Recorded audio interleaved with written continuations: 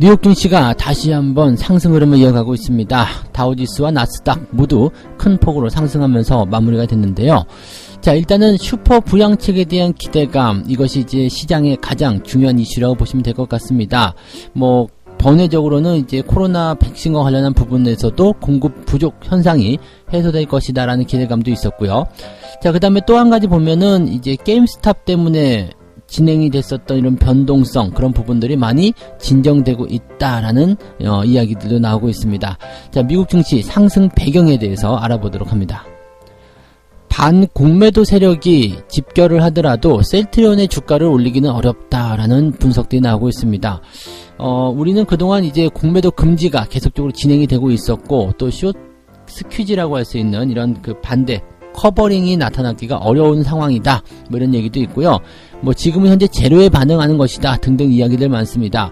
자, 공매도 세력들이 이 셀트리온의 잔고가 많이 있는 상황인데, 개인들이 이것을 공격했을 때 주가가 올리기 정말 어려운 것인지 알아보도록 합니다.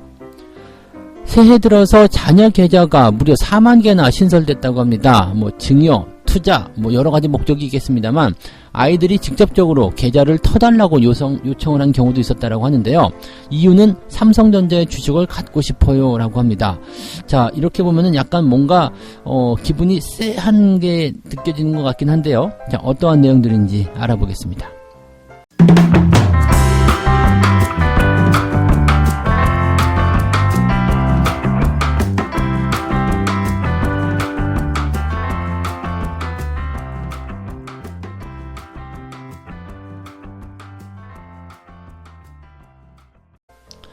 네, 반갑습니다. 오늘은 2월 3일 수요일입니다. 자, 입춘이에요. 네, 드디어 봄이 왔네. 봄이 와, 오예. 네, 봄이 왔어요. 오지 말라고 해도 오는 게 봄 아니겠습니까? 네, 이렇게 해서 또 상승장, 오지 말라고 해도 상승하는 것이 시장이고, 또 떨어지지 말라고 해도 떨어지는 것이 시장이고, 돈을 벌 수 있는 그 시기, 난 돈 벌기 싫은데 라고 생각을 해도 돈을 벌 수밖에 없는 그런 시기들이 올 때가 있습니다. 그게 또 지금이라고 보시면 될 것 같아요. 시장 자체가 너무나 좋기 때문에요. 여러분들이 이 조정에 대한 분위기, 조정에 대한 그런 대응, 그런 전략들만 조금만 제대로 잘 세우고 있다라면, 또 시장이 어떻게 흘러가는지 그 방향에 대해서만 조금만 잘 알고 있다라면 아마 대응하시는 게 조금 더 수월해지지 않았을까라고 생각을 좀 해봅니다. 자, 미국 증시가 상승 흐름을 이어가면서 분위기가 또다시 좋게 진행될 것이다라는 기대감이 커지고 있습니다. 일단은 미국 증시하고 아주 연결을 시켜가지고 연관관계가 높다, 이렇게 보는 것도 조금 무리가 있긴 하겠습니다만은, 그래도 미국 증시가 올라서 국내 증시가 나쁠 이유는 전혀 없다라고 생각하셔도 될 겁니다. 지금 다우지수가 1.5% 상승 마감을 했습니다. 그래서 3687포인트 진행이 된 모습이고요. 나스닥 같은 경우는 어제 이어서 1.5% 더 올라갑니다. 그래서 13,612포인트까지 찍어주는 모습이에요. 일단은 나스닥 상승률이 굉장히 무섭게 나타나고 있고요. 최근에 며칠 동안 하락했었던 그런 포인트들을 이제 다 회복했다라고 보시면 될 것 같습니다. 조만간 또 이제 사상 최고치 이야기 또 나올 수 있는 모습이 만들어지고 있는 거 아닌가 생각됩니다. 자, 이런 배경은요, 일단은 악재 요인들이 호재로 바뀌게 되면서 만들어진 것이다 라고 볼 수 있을 것 같은데, 일단은 경기부양책 같은 이야기 먼저 봐야 되겠죠. 이 바이든 대통령이 추진하는 미국의 부양책 협상이 시작이 됐다. 이제 이 바이든 대통령은 1조 9천억 달러에 대한 그런 부양책 집행을 일단은 이 예고를 했습니다. 그런데 여기다 대고 이제 공화당 의원들이 반대에 나섰죠. 이 정도 안 됩니다. 6천억 달러가 좋아요. 라고 이제 방안을 새롭게 내놨는데, 항상 이제 민주당과 공화당은 서로 싸우게 되어 있어요. 거기에 대한 자기들의 논리가 명확하게 있기 때문에 이 말을 들으면 맞는 것 같고 저 말을 들으면 또 맞는 것 같고 그런 식이죠. 정치인들이 하는 이야기들은 항상 그런 것 같기도 한데 라는 그런 착각을 불러일으키기도 합니다. 근데 어쨌든 1조 9천억 달러가 됐든 6천억 달러가 됐든 거기에 대해서 내세우는 이야기들은 다 자기들에게 유리한 그런 방안들이라고 보시면 되는 거라서, 네, 그냥 어떻게 되든 그 흘러가는 그 결정 방안에만 따르면 되는 겁니다. 근데 지금 시장 상황을 딱 놓고만 보면은요, 6천억 달러의 부양책이 나오는 것보다는 1조 9천억 달러의 부양책이 나오는 게 훨씬 더 유리하겠죠. 왜냐하면 시장에 돈은 많이 풀리면 많이 풀릴수록 이 매수에 대한 힘, 즉 돈의 힘이 더 강하게 들어올 수 있기 때문에 주가가 상승하는 데는 더 큰 도움이 됩니다. 근데 이제 1조 9천억 달러에 대한 이 큰 자금의 큰 이 슈퍼 부양책이 집행될 가능성이 높아지고 있는 것은 뭐냐면 일단은 정권이 민주당 쪽으로 기울었잖아요. 그래서 우리가 민주당이 정권을 잡게 됐을 때 가장 크게 기대할 수 있는 부분 중에 하나가 뭐였어요? 이 슈퍼 부양책, 경기 부양책의 규모가 훨씬 더 커질 것이다 라는 바로 그것 때문이었잖아요. 그러니까 이 부분을 우리가 좀 어느 정도 메리트를 삼고 주가가 그동안 이런 상승에 대한 포인트들을 만들어가고 있었던 건데 이게 지금 일단 돼야 될 거 아닙니까? 그죠? 그래서 이런 쪽으로 좀 기울지 않겠는가 생각되고 있고요. 일단은 뭐 이 민주당하고 공화당하고 서로 맞서고 있는 분위기다라고 되어 있지만 공화당이 지금 힘이 굉장히 약하다고 보셔야 됩니다. 뭐 백악관에서 일단은 물러난 상태에다가 상원에서도 뭐 안 되는 거, 하원은 당연히 밀려 있는 상태. 이렇게 되면은 그냥 법대로 해. 민주주의니까 다수결로 해 라고 해버리면 민주당이 그냥 이길 수밖에 없는 상황이 되는 거거든요. 그러니까 이런 그 경기부양책은 우리가 그렇게 하기로 마음 먹었어 라고 한다면 그렇게 될 가능성이 있다는 얘기입니다. 이것이 바로 블루 웨이브라고 보시면 되는 거죠. 다만 이제 공화당의 의견을 완전히 무시하고 들어가면 또 안 되는 부분이기 때문에 이제 협상이라든지 면담 이런 것들을 하고 있다라고 합니다. 공화당의 콜린스 상원 의원은 뭐 바이든 대통령과의 대화가 생산적이었다. 그리고 대화를 지속하기로 합의했다라고 이야기를 했다고 합니다만 민주당은 법안 통과에 단순 과반만 있으면 되는 예산 조정권을 동원하겠다. 이게 민주주의이기 때문에 절반만 하면 됩니다. 우리는 절반 이상이 있어요. 이 머릿수를 밀겠다 이런 얘기죠. 그래서 공화당의 반대 뭐 그러든가 말든가 신경 쓸 거 없다. 너희들의 의견은 들어줄게. 하지만 결과는 변하지 않을 거야. 라고 얘기한다는 얘기죠. 그래서 이번 주부터 부양안의 통과를 본격적으로 추진하겠다라고 방안을 펼쳐놨습니다. 시장 입장에서는 당연히 좋은 거죠. 돈 많이 들어온다고? 오케이, 들어와. 그러면 주가는 더 올라갈 수 있어 라고 이야기할 수 있는 부분이 되겠습니다. 긍정적인 소식이죠. 뭐 코로나 관련한 부분에서도 뭐 어제도 말씀드렸지만은 유럽 지역의 공급 부족 현상을 조금씩 해소하려는 움직임들 나타나고 있고요. 뭐 계속 이제 아직까지는 뭐 특별한 사람들이 이제 기업들이 진출하는 모습들 아직 전해지고 있지는 않습니다만 이제 백신에 대한 부분들이 계속 또다시 나오게 될 거예요. 그래서 공급 부족 물량도 어느 정도 해소가 되는 흐름들 시간이 지나면서 점점점 해소가 될 것이다 라고 판단하시면 되는 거고요. 지금의 수요가 굉장히 딸리다 보니까 그런 모습이겠지만 이제 맞은 사람들 백신 접종한 사람들이 많이 늘어나고 또 물량을 계속해서 물량도 늘어나고 이렇게 되면은 점점점 이제 백신의 어떤 그 품귀 현상이 줄어들지 않겠는가라고 보셔도 좋을 것 같습니다. 네. 다 이제 이런 것들은 호재로 바뀌고 있는 상황이고요. 한 가지 이제 더 볼만한 부분이 게임스톱과 관련된 부분인데요. 게임스톱이 이제 마감 시점에서 60% 폭락을 합니다. 그리고 은선물, 이제 그 게임스톱 쪽으로 가지 말고 은으로 가자 해가지고 이제 다음 타깃은 막 이렇게 해가지고 주식 커뮤니티에서 막 움직였다고 어제 말씀드렸잖아요. 근데 어제 말씀드린 내용 기억하시는지 모르겠습니다만 은을 가지고서 장난질을 절대 칠 수 없다고 했습니다. 은에 이제 사람들이 모여가지고 은 선물을 가지고 매수해서 주가가 급등하고 뭐 10배를 띄우겠다 뭐 이런 얘기 나왔다고 하지만 그거 절대 불가능한 겁니다. 왜냐면 뭐라 그럴까요? 현물 그 시장이 같이 돌아가고 있는 상황이기 때문에 저렇게 주식에 대한 포인트와 이렇게 현물이 있는 상태에서의 그 대응은 절대로 같이 이루어질 수가 없다는 거, 그 부분만 생각하시면 됩니다. 단기간에 이제 물건값이 10배나 올라간다. 이거 말이 안 된다고 그랬죠?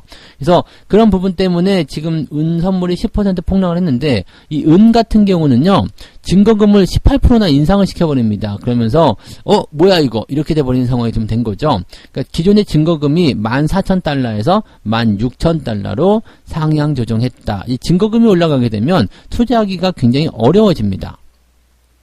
일단 미국 개인 투자자들이 월가 큰 손들에 의해서 하락 배팅되고 있기 때문에 이렇게 하면 안 된다. 쇼스퀴즈를 만들어내자. 공매도를 죽이자. 이렇게 하면서 은 쪽으로 뭐 들어가서 이제 북적북적하면서 은이 단기간에 상승을 좀 하는 모습이 좀 있었습니다만은 여기에 대해서 그냥 당국이 대응을 딱 하고 나서는 거예요. 이 게임스톱 같은 경우도 로빈후드에서 개인들 매수를 금지, 물론 그 부분에서 지금 논란이 계속 있습니다만 금지 딱 시켜버리니까 변동성이 확 줄어들게 되면서 이제 다른 데로 가자. 막 이렇게 되는 거죠. 이게 누구의 어떤 지시, 뭐 그런 모습일지 모르겠습니다만 이렇게 군중을 이렇게 움직이는 그런 어떤 주체들이 실질적으로 이제 실체가 있는가라는 부분이죠. 그리고 이것이 과연 논리적인가. 이 사람들이 집단에 미쳐있을 때는요, 분위기 조금만 만들어주면 그쪽으로 막 쏠려가거든요. 근데 정신 차려보면 뭐 정상에 있고 막 그런 거죠. 그래서 뭐 귀신에 홀리는 거죠. 구미호 같은 거. 네. 이렇게 정신 차려보면은 절벽 위에 서 있고 막 이런 거 있을 수 있어요. 그러니까 지금 항상 이 시장에 접근을 할 때는요, 그 분위기에 휩쓸리게 되면 큰일 납니다. 사람들이 이제 분위기라는 것을 타는 경우가 굉장히 많은데 그 분위기 절대 휩쓸리지 마시고, 가끔씩 보면 이제 그때 술만 안 마셨어도 그날 밤에 뭐 분위기만 그렇지 않았어도 네가 없었을 거야. 그러면서 아이들한테 이렇게 얘기하시는 분들 굉장히 많으신데 그 분위기, 네, 그걸 잘 기억하시란 말이에요. 분위기. 그때 그 분위기만 안 탔어도 그런 거, 네, 물론 뭐 다 그런 건 아닙니다. 근데 어쨌든 바로 그 분위기 타는 것을 조심하라. 이렇게 말씀을 드려야 됩니다. 항상 주식은요, 냉정해야 돼요. 한 발 물러서서 지켜보고요. 너는 일단은 너무 과열되는 것 같아. 이런 마음들을 항상 생각하셔야 돼요. 그래서 항상 그 중심에 들어가 있는 것이 아니라 주변을 맴도세요. 그래서 제3자, 객관적인 부분에서 시장을 바라보고, 과열인지 아닌지 그런 것들을 참고해 볼 만한 필요성이 있다는 얘기가 됩니다. 어쨌든 그런 부분들이 이제 당국의 개입을 통해서 절대로 정부나 이런 부분들을 이기기가 어렵습니다. 그래서 그런 것들을 그냥 우리는 맞서서 싸우는 것이 아니라 이용해서 대응하는 것. 또 하지만 우리의 권리는 뭐 주장해야 되긴 합니다. 그래서 그런 부분들이 잘못된 건 아니지만 그 시장에 직접 참여해가지고 분위기를 타는 것은 상당한 리스크가 있다라고 생각하시면 되겠습니다. 어쨌든 그런 부분들이 이제 하락세로 진정이 되면서 주가를 끌어올리는 요인이 좀 됐습니다. 그래서 뭐 좀 더 안정되었다 그런 느낌들을 보실 수가 있겠죠. 네. 그래서 지금 미국 증시가 상승한 배경들은 그렇게 만들어지고 있다. 악재로 받아들였던 것들이 이제는 조금씩 진정세로, 호재로 전환되고 있다. 이렇게 받아들이시면 되겠습니다. 두 번째 이야기 가도록 합니다. 공매도 이야기 조금 더 해봐야 될 것 같아요. 네, 한국판 게임스톱 운동에 대한 분위기. 그래서 셀트리온의 어떤 주가 상승에 굉장히 주목이 쏠리는 그런 모습이기도 한데요.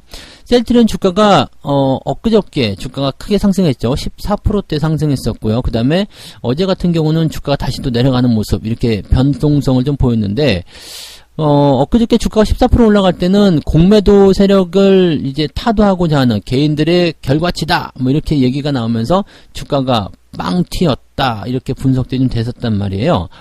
물론 이제 셀트리온 같은 경우는 이제 공매도에 대한 부분들이 많이 들어와 있어요. 공매도 비중이 굉장히 많은 기업 중에 하나로 되어 있죠. 근데 이렇게 큰 대형주 입장에서 그 다음에 공매도를 금지해 놓은, 이게 지금 1년 동안 공매도를 금지해 놨었는데 이 부분에서 지금 스퀴즈 또는 이제 이 커버링을 통한 어떤 공매도의 그 환매, 이런 것들이 일어나기는 좀 어렵지 않겠느냐라고 생각해 볼 수 있는 부분이 됩니다.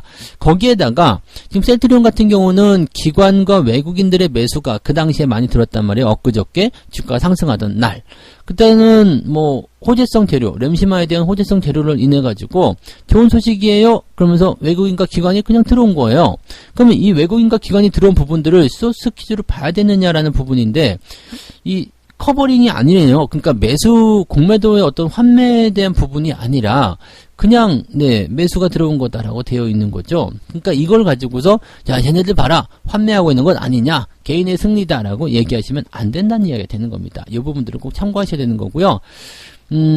지금 뭐 게임스톱의 주가 흐름하고 셀트리온의 주가 흐름을 비교하면서 뭐 주가가 오른다 내린다 뭐 여기에서 이제 말들이 굉장히 많으신 부분인데, 게임스톱의 주가 같은 경우는 이제 소형주였다가 갑자기 맹목적으로 치고 올라간 부분들이고요. 최근에 셀트리온 같은 경우는 이유가 있는 상승이기 때문에 이 부분은 좀 다르다는 이야기죠. 그래서 공매도에 대한 부분으로 이제 접근하실 것은 아닌 것 같고요. 지금 우리나라 공매도 같은 경우는 차입 공매도만 허용이 된다고 말씀드렸었죠. 그리고 무차입 공매도는 불법이다. 근데 이 제도적인 부분들이 아직 마련되지 않았기 때문에 이 무차입 공매도 때문에 이제 나타나는 불법적인 사례가 굉장히 많았거든요. 그리고 거기에 대한 피해, 이 무차입 공매도로 인해서 1,000억 원 수익을 봤어. 하지만 벌금은 뭐 100억 원도 안 되는 그런 상황. 그럼 900억 원 지들이 끌고 가는 거. 이게 불공평하다는 얘기고, 또 한 가지는 이제 뭐 차입 기간이라든지 이런 부분에 대해서 무제한으로 늘릴 수 있다는 거, 그런 것들도 좀 부담되지 않겠냐, 뭐 이런 여러 가지 그 제도적인 어떤 불합리성이 좀 있습니다. 그래서 거기에 따라서 개인 투자자들이 공매도 금지해라, 그딴 식으로 할 거면 하지 마라, 이렇게 얘기하는 거죠. 기울어진 운동장을 만들지 마라, 이렇게 얘기를 하는 건데, 일단은 거래소 입장에서는 이런 거죠.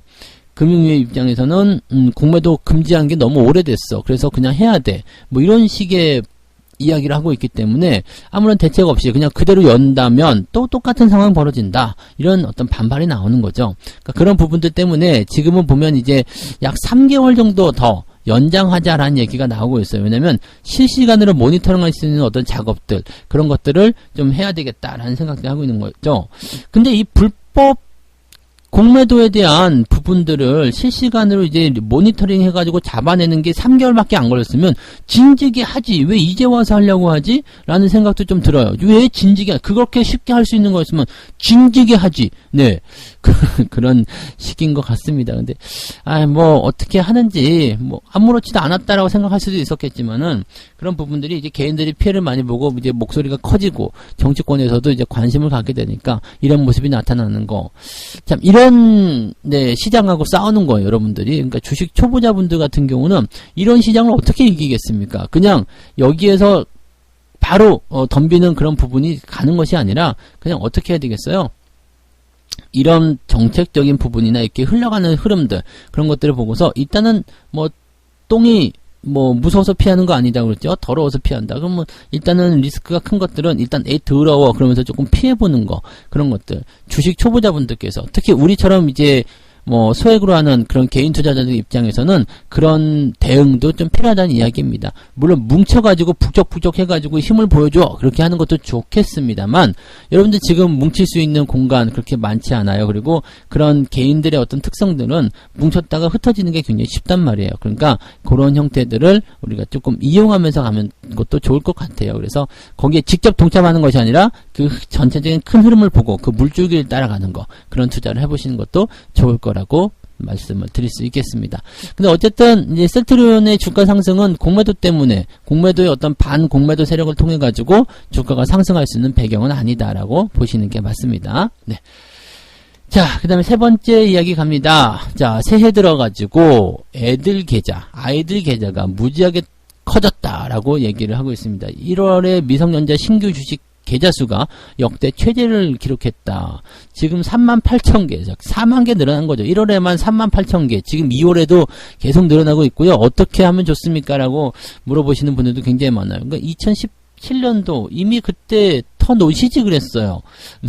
그런 거 보면 제가 되게 앞서갔어요. 그죠? 이미 막 한 3년 정도 앞서서 계좌를 만들어내고 여러분들한테 미성년자 계좌, 우리 자녀에게 계좌 만들어서 주식을 이렇게 해줘라, 현금으로 입금해줘라. 뭐 증여세 같은 경우도 사실은 그 주식으로 증여하게 되면은 2천만 원까지는 비과세, 그 증여세 공제가 되지만, 세금 공제가 되지만 그 이상부터는 네, 증여세를 내야 되잖아요. 근데 자녀한테 현금을 줘, 그 다음에 얘가 현금을 입금해, 이러면은 세금에서 좀 피해갈 수 있습니다. 왜냐면 주식을 이렇게 갖다 주는 것은 문제가 될 수 있지만 현금을 입금하는 것은 별 문제가 안 되거든요. 근데 이것도 사실은 애가 그러면 어디서 돈을 벌었겠느냐, 이것도 다 증여 아니겠느냐, 이렇게 얘기가 나올 수도 있습니다. 근데 사실 이 아이가 갑자기 뭐 100만원, 200만원씩 훅 덤펑덤펑 집어넣는다라고 한다라면 어떨까요?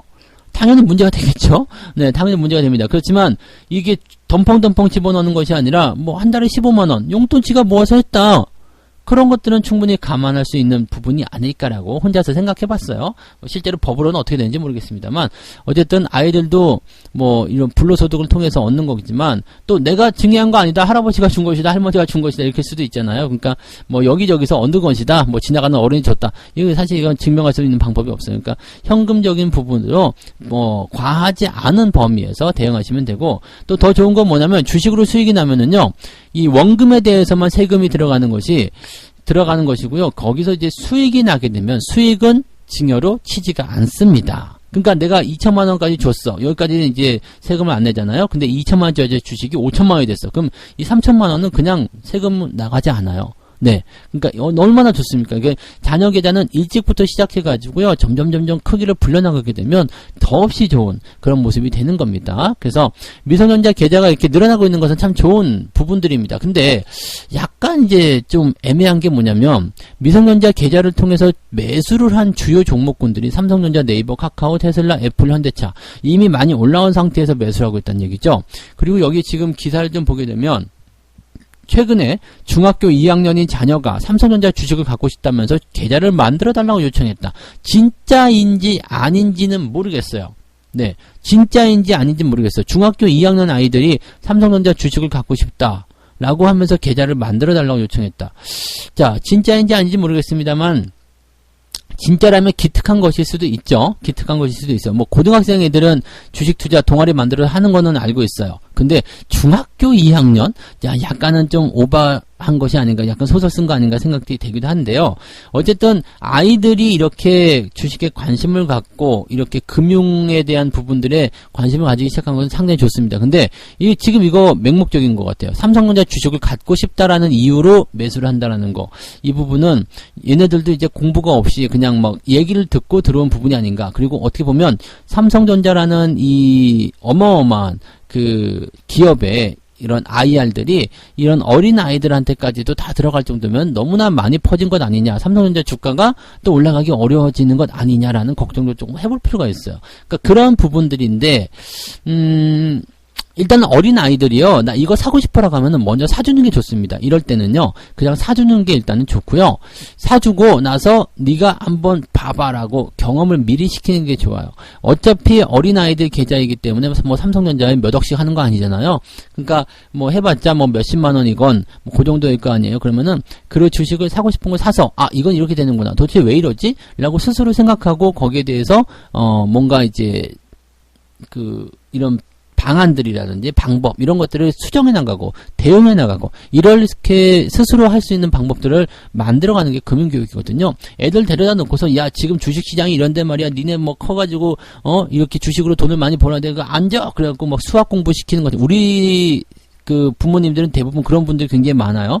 책상 앞에 무릎 꿇혀놓고서 그냥 이거 봐봐 이게 뭐 양봉이고 이건 음봉이고 말이야. 어허 이놈 똑바로 들지 못할까 회초리를 때리겠다. 뭐 이렇게 억압적으로 하게 되면 애들은 점점 멀어져요. 그러니까 이렇게 직접 돈을 주면서 매매를 할 수 있게끔 해주고 이거 왜 그렇지라고 자기가 궁금해질 때 왜 수익이 났지? 왜 손실이 났지? 그랬을 때 조금씩 설명해 주는 거. 그러실 필요가 있습니다. 근데 나도 모르는데 무슨 애들을 가르칩니까? 네, 그러니까 부모가 먼저 배워야 돼요. 부모가 먼저 배우고 아이들은 아직 어리잖아요. 그러니까 얘네들은 이제 조금 더 방치해도 괜찮아요. 그리고 부모가 대신 해줘야 되는 부분이니까 부모가 먼저 배우고 그 다음에 아이들한테 그런 교육을 더 해주시면 좋습니다. 아니면 같이 배워도 괜찮고요. 네, 그것도 아주 좋은 방법일 겁니다.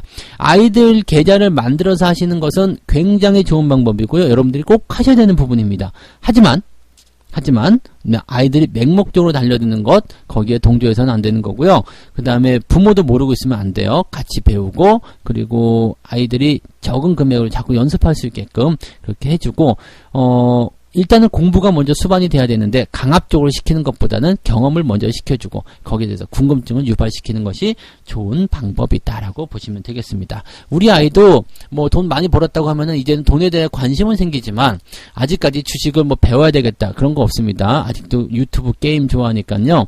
다 그렇게 생각하세요. 성투사들도 별거 없어.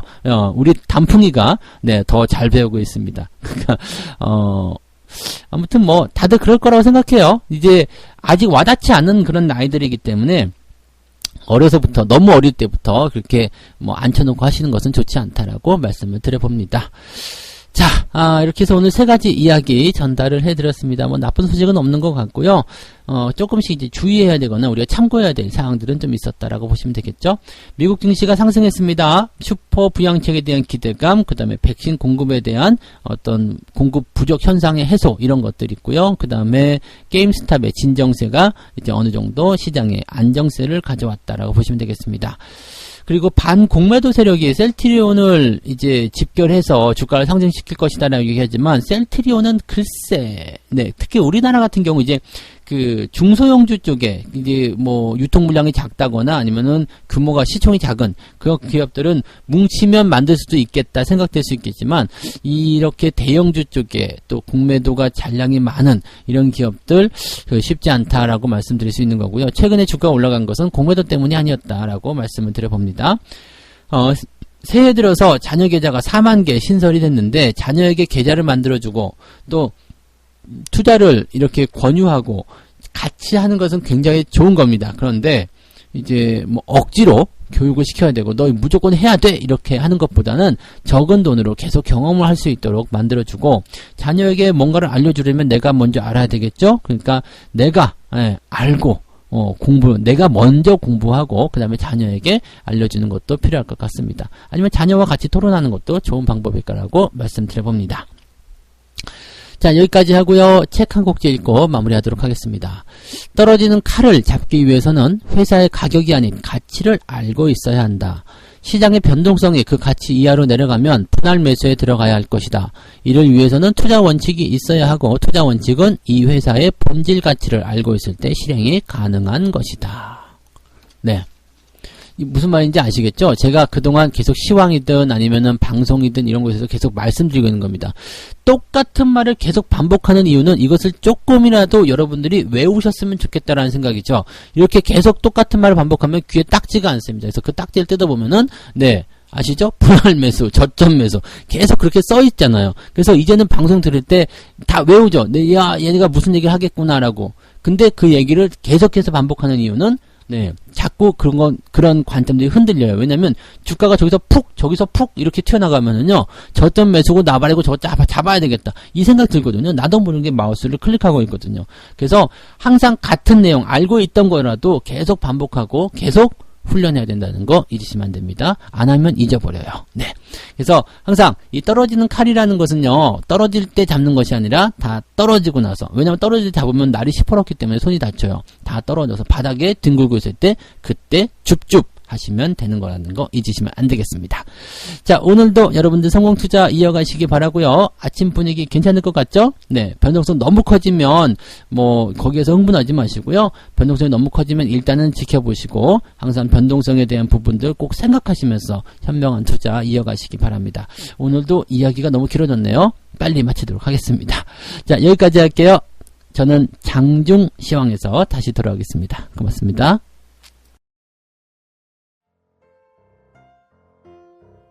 본 방송에서 제공되는 모든 정보는 투자 판단의 참고 자료이며 투자의 최종 책임은 본 방송을 이용하는 본인에게 있습니다.